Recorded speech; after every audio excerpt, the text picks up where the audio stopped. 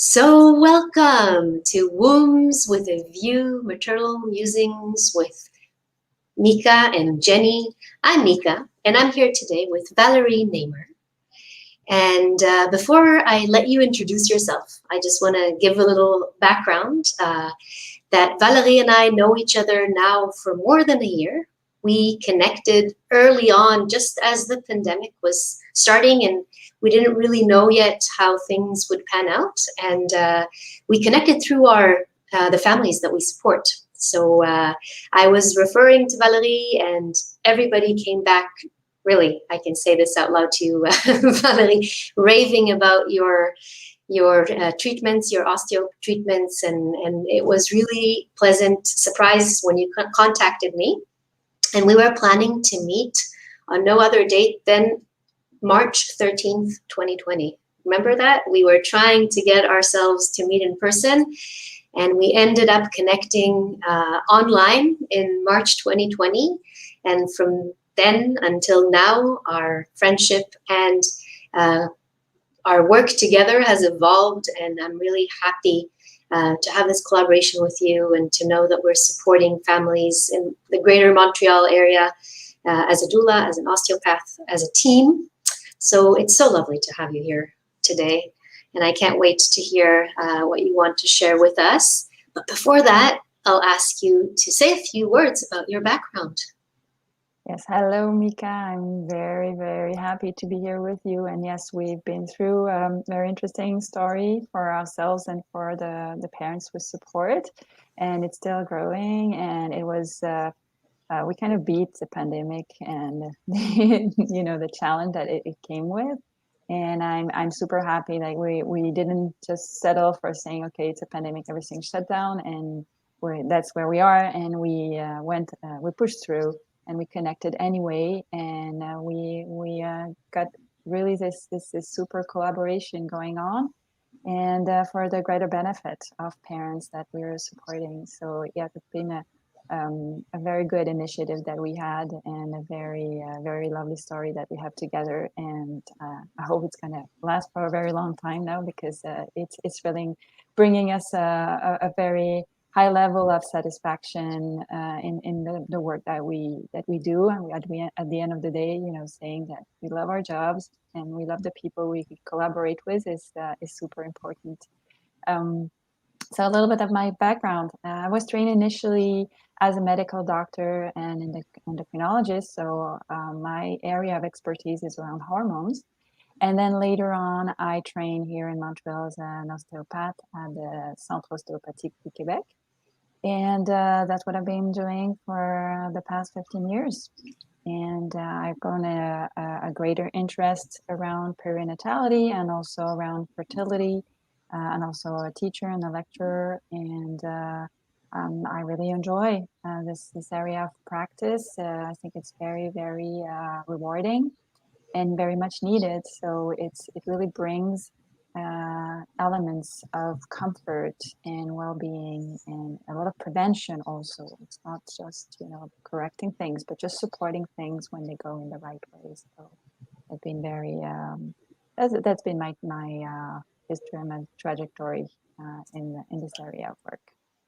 Yeah, and I can see I meet your passion there, and it's really wonderful. And today in our show, we're going to focus on a specific time where you get to meet clients, parents, the postnatal period, so postnatal osteopathy. And where would you like to start to talk about it? I think it's such an amazing topic that can maybe for our audience kind of introduce what that actually means. So the postnatal part, I think, is super relevant, because this is where we can support the priming of the baby and the mom, supporting the connection, supporting the bonding. And it seems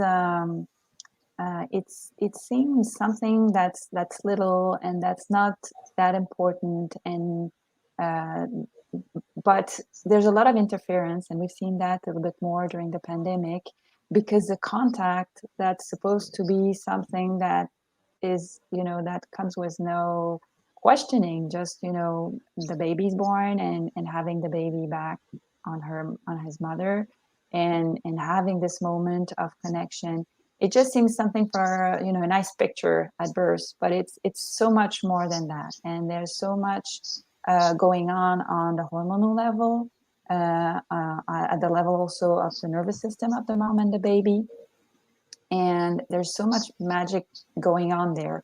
And I think that anyone who's working in the immediate postnatal or the first 3 months of the postnatal period has a role to value this moment, also bring all the vocabulary that comes with it. So the connection, the co-regulation, the bonding, and really explain what it means, and also help the parents, because I think the second parent is also very much involved in that process, and also participate, also get prime in that period, and helping parents to look what's happening right now. This is showing that this is going on. This specific hormone is kicking in. This specific expression of a reflex. That's what allows a whole cascade of events and the programming, and helps support the breastfeeding, the bonding, the mom feeling more confident, more emotionally, psychologically balanced, more able. So all of this all together. So it's very, very rich. And I think it's, I don't know, like necessarily to say educate, but just to be witness and name things as they show up in that period. Yeah. And I heard you say co-regulation. Can you speak more to that? Because I find that there's a lot to say about it, and it might be new for some of us, and just to understand what it's all about. Yeah. So co-regulation is what happens when we get close to each other and we have a reciprocal reaction to this proximity. So in the positive way that, you go for a hug because you look for comfort. That happens in adults, it happens with children, it happens with animals. You cuddle. And it's not just a cuddle as a youngster behavior, just something you do when you're small and vulnerable. It's something that happens because it connects your nervous system and calms down your nervous system, and it allows you to feel safe, to connect to safety. And safety is the base of the growth of anything that comes further. So the baby, there's been studies, and I think we spoke about that in one of the lives we did before during the pandemic.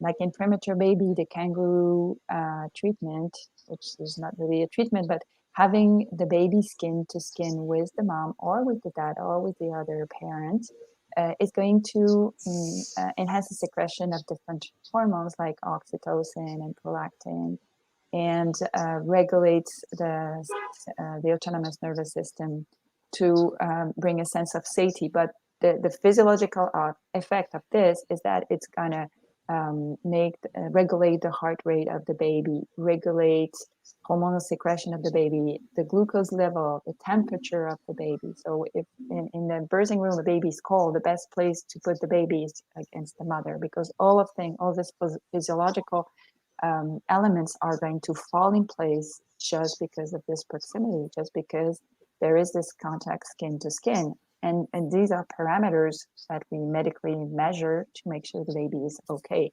So this can happen just in this context. That's why it's paramount. That's why having the baby with the mom as close as possible as the mom, no more than the distance of the umbilical cord, let's say.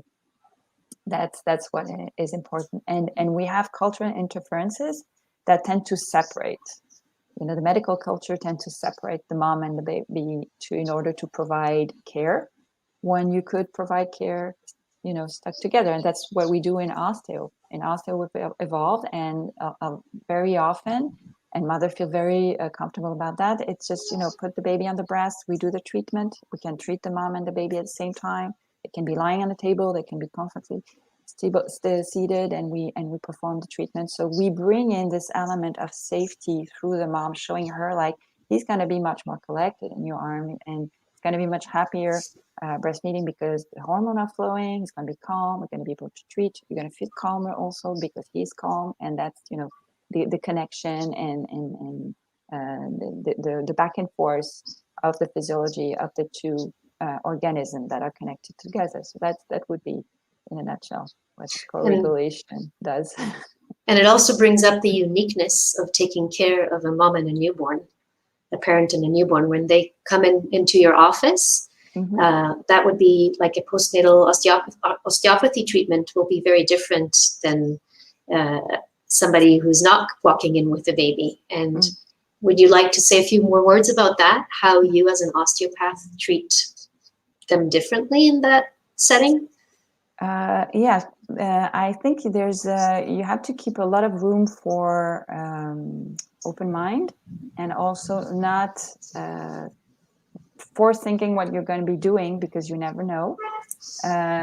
Considering them again, or still like a whole, just like when the mom was coming while pregnant, considering that this is a pregnant mom coming with the baby instead of being in the womb just on her belly.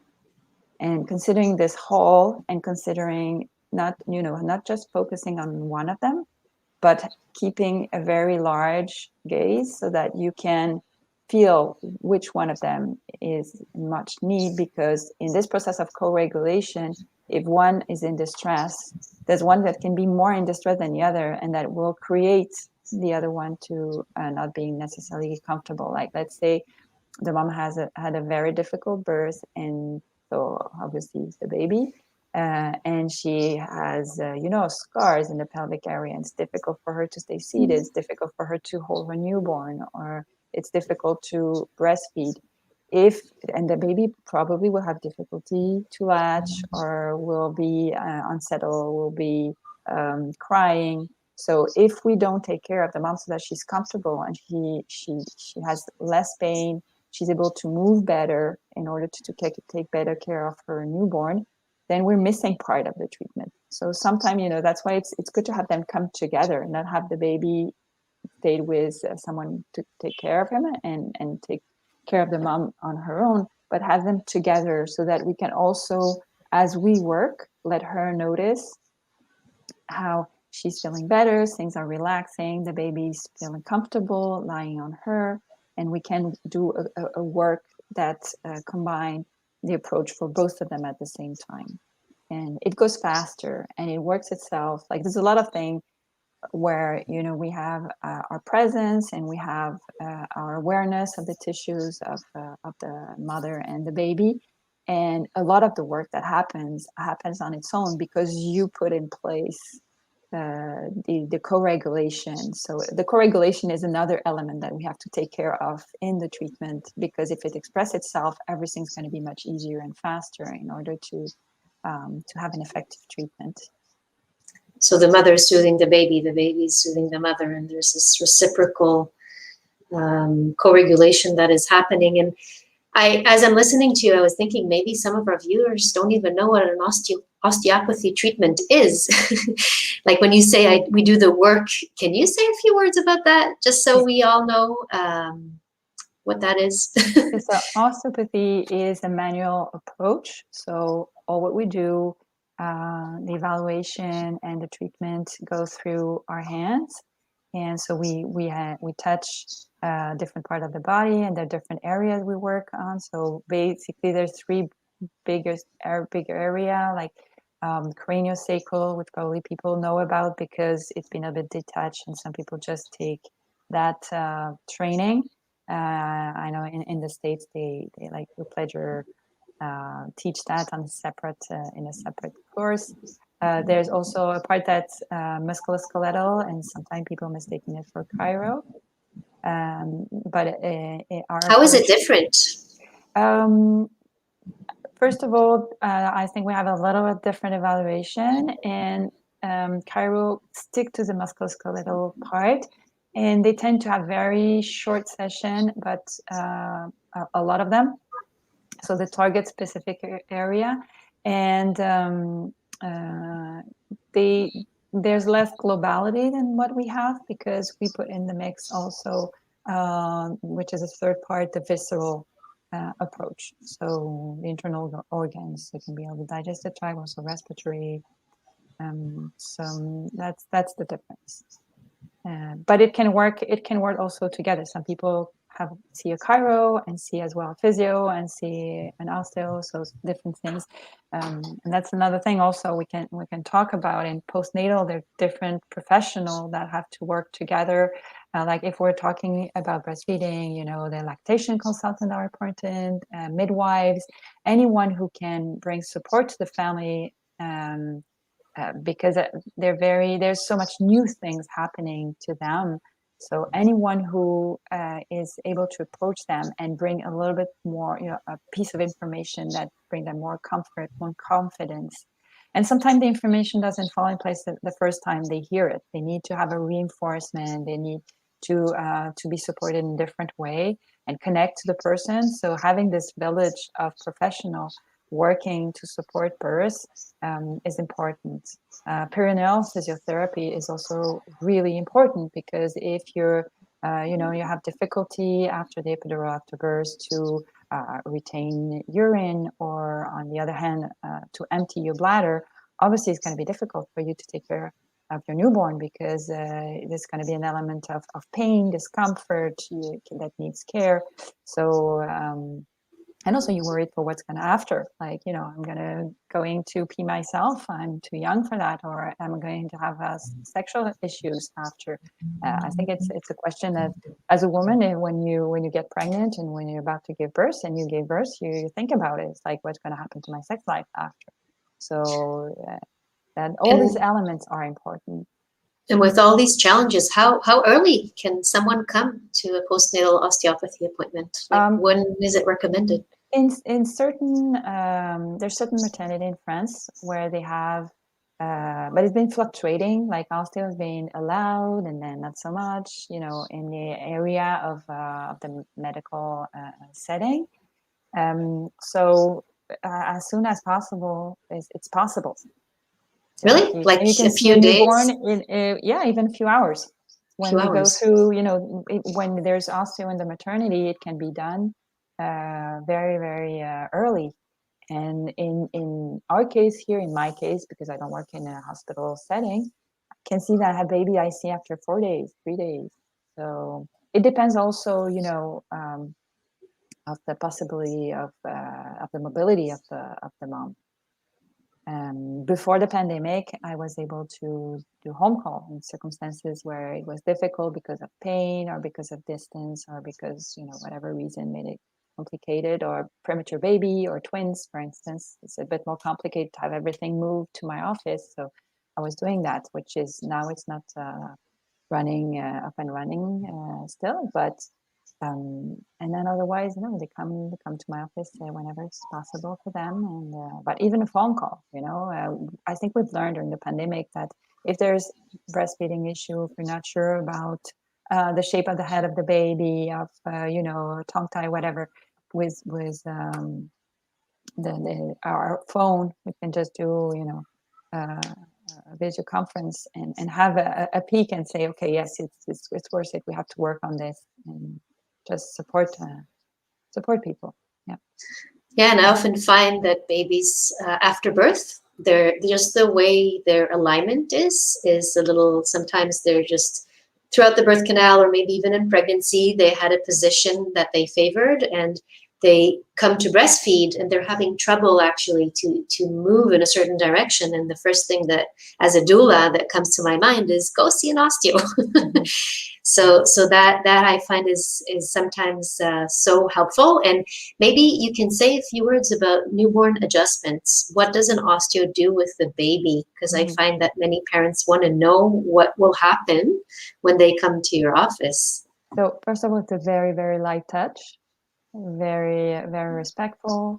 And the main cause of consultation are, as you say, is there's a suspicion of torticollis or flathead that can start in the womb, but can also be happening because of the way the baby was born. It's possible. There are also colics. There are also because the baby's crying a lot. very tense. The baby has tremors, difficulty to eat, digest, all kind of things. But it can also be just an evaluation. And usually, the area we evaluate are the entire body, and we try to be guided also by the story of the pregnancy and the delivery. But we're going to evaluate the head, so how freely the head is able to move, to turn around. Also the tongue, is there any compression that happened on the skull, on the face? Is the breathing, latching, swallowing taking place freely? Is there anything that that is restricted? Also tension in the thorax when the baby are compressed for a very long time, as a very hard contraction due to oxytocin, for example. So we work this area, so the dorsal, also the sacrum, the hips. So there's it's a whole body work, and but always again very gentle, very respectful. What can be done when the baby's lying on the mom. So the baby doesn't have to be, helpless, lying on the table where he feels that he's overwhelmed by so much pace and not being held, not being contained. And so usually it's a very soothing and very calm moment. Some baby are unhappy. It happens that they cry and until they release, but normally it's something that's very, very calm and very respectful. Yeah, it's wonderful. And I can see after treatments how many babies it really, I find it collects them. Like it gives them a center. And I also often recommend to go rather earlier than later, because when the babies are very young and their bodies are still more open and soft, I find that these treatments can have a long lasting benefit. And it actually is, and this is what I envision. You tell me how it is in reality, but in those first few months or even weeks of life, when things are starting to settle and find a place and develop, when you do those hands-on treatments, those gentle treatments, there's more effect on how these bones or organs can move into place, and the baby can find more ease in their body. At that age, when they're really small like that, it's more a matter of not letting them be too much time in discomfort, and be not collected is going to interfere with the integration of reflexes and the acquisition of new skills that are supposed to be scheduled. So being very uncomfortable, having restriction is going to interfere with that. So it's more a matter of having everyone happy and soothed and safe, feeling safe, and sharing a good moment instead of dragging long period of time where difficulties could be avoided, could be improved. That's more about that, because the osteopathic work can be done along months. Like it's never too late. Like there's no such thing as too late. We can do something at every stage. It's wonderful. And I think I'll add to that is that you don't have to have an alignment or a challenge to go and see an osteo with your baby. You can go just to do some adjustments and to benefit from that. It doesn't have to be a challenging postpartum for you to reach out and go and see Valérie or any osteo that is trained to see newborns. But I want to tell our audience where they can find you, because we're reaching the end of our time, and you can see the banner that is running on the bottom. But if you can say a few words, if somebody is seeking your professional help, where can they find you? Yes, so I'm in different places, in different area in Montreal. So I'm near the Parc Molson at the clinic that's called La Source en Soi, which is oriented mostly towards perinatality also. So I have a lot of colleagues. So even if you don't see me, are wonderful people that you can go to. And then I'm in the Westmount area. So there I see a lot of people from the West Island, from NDG, Westmount, Côte des Neiges. Usually people come from this area, and it's 245 Victoria Street, so it's between the Maisonneuve and St. Catherine. And the last one is on the plateau, and so near Métro Laurier. And it's you can look it up through osteopathybb.ca, and you will go directly. So all of them have the Go Rendezvous platform, so you can book online and just connect. Yeah, there's so many ways to find you. That's awesome. You're in many places. And I really want to thank you for joining me, for joining us on Wombs with a View today. This was really lovely. I hope our listeners and viewers gained some insight on postnatal osteopathy and all the wonderful things that you do, Valérie. Thank you so much for doing the amazing work that you do. And do you have any final words, anything that you want to say before we jump off? Well, I want to thank you. I think it's important to bring that information to as many people as possible. And I think that also the medical world have been a little bit overwhelmed with COVID-19. So everyone that can bring help and support, I think that's the key word. It's supporting and creating a group of professionals who can intervene quickly, because it's not like you look for an appointment and there's someone available in 2 weeks. It doesn't work. Like, it has to be in the moment when it's needed. So that's why it's important to have a good network, a professional. Like, if I'm not available, I want to have another osteopath colleague that will be able to take in this, the baby and the mom as soon as possible. Because it's, usually very much around, lactation and breastfeeding. It has to be taken care of as soon as possible. So thank you very much, Mika. Thank you. And here's to more collaboration in the future. Wonderful. Have a great day. Same to you. Bye. Bye-bye.